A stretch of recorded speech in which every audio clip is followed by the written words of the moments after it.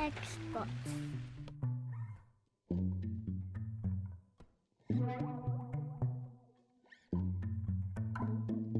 If you're looking for parts for this laptop, go to our website and use this coupon for a 5% off discount. First, remove screws, then carefully pry up and unsnap bottom cover.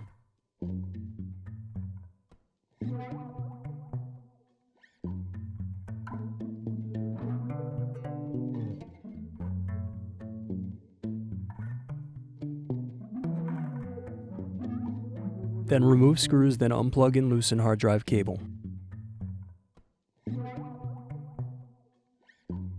Now remove battery. Now unplug wireless antenna cables. Next, unscrew and remove LCD cable bracket.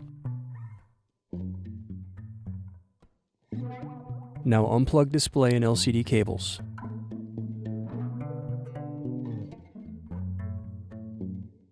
Then unscrew left and right hinges. Remove LCD display assembly. Thanks for watching. Don't forget to like and subscribe if you enjoyed this video. And if you need more, check out this playlist to watch other tutorials for your laptop. You can also click here to find parts for your laptop at partspeople.com.